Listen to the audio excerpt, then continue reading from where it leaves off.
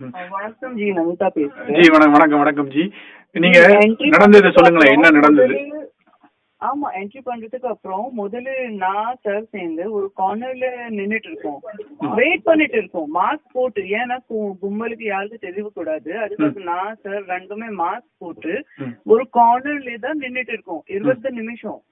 இந்த டைம்ல இந்த நம்ம சேர்ந்து வந்தாச்சு, அவர் எல்லாம் இஸ்கான் டிவோட்டிஸ், அவங்க அந்த ஆபீஸ்ல போய் அங்க ஆபீசர் சேர்ந்து பேசியாச்சு.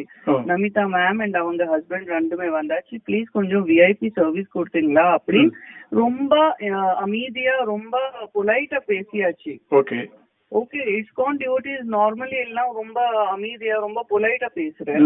சோ அவங்க அப்படி போய் பேசியாச்சு. ஆனா அவங்க முடியாது அப்படி ரொம்ப ரூடா பேசி சர்டிபிகேட் எடுத்துட்டு வாங்க அப்படி சொல்லி அந்த அவரெல்லாம் ரொம்ப ஷாக் ஆயிட்டு வெளியே போய் அங்க லெஃப்ட் சைட்ல ஒரு கார்னர்ல விஐபி என்ட்ரிக்கு செப்பரேட் என்ட்ரன்ஸ் இருக்கும், அங்கே கூட ஒரு ஒயிட் ஷர்ட்ல ஒரு ஆள் இருக்கு.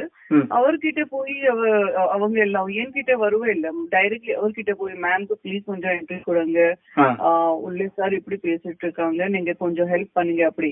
சோ அந்த ஆளு கூட ரொம்ப ரூடா பேசியாச்சு.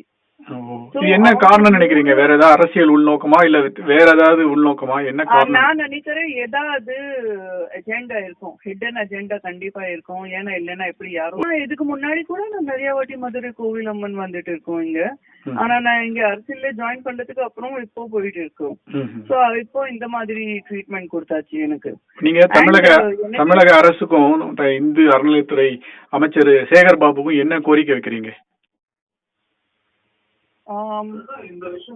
இந்த விஷயம் பத்தி தான் அவருக்கு வீடியோல டேக் பண்ணியாச்சு.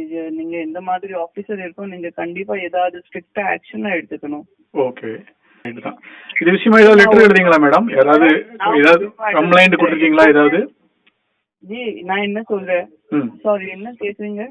இல்ல ஏதாவது கம்ப்ளைண்ட் கொடுக்குறீங்களா ஏதாவது கவர்மெண்ட்டுக்கோ இல்ல போலீஸ்க்கோ? இல்ல கம்ப்ளைண்ட் இல்ல, நான் அப்படிதான் அங்க ஐஎஸ் ஆபீசர் எல்லாம் பாத்துட்டே இருக்கோம், அவர் வந்துதான் இந்த மேட்டர் எல்லாம் சால்வ் பண்ணியாச்சு.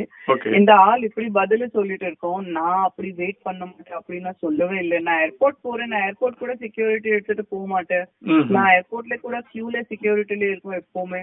நான் அந்த மாதிரி ஆளே கிடையாது, நான் அந்த மாதிரி விமன் கிடையாது. இங்க கூட சப்போஸ் இப்போ இவர் இந்த மாதிரி என் மேல அலிகேஷன் பிளேம் போட்டுட்டு இருக்கோம், அவர் எல்லாம் வீடியோஸ் இருக்கணும் காமிங்க. நான் போய் அப்படி பேசிட்டு இருக்கோம், எவிடன்ஸ் காமிங்கம்மா. ஏன்னா அவர்கிட்ட எப்பவுமே எல்லாம் கோவில்ல நிறைய கேமரா இருக்கும், காமிங்க நீங்க அந்த ஃபுட்டேஜ் காமிங்க. நான் அவர்கிட்ட போய் ஃபைட் பண்ணிட்டு இருக்கோம், காமிங்க ஃபுட்டேஜ். நான் தைரியமா அவருக்கு சேலஞ்ச் பண்றேன். Okay okay right simple matter. Footage வரும், அவருக்கு தான் தப்பு வரும். ரைட் தான்.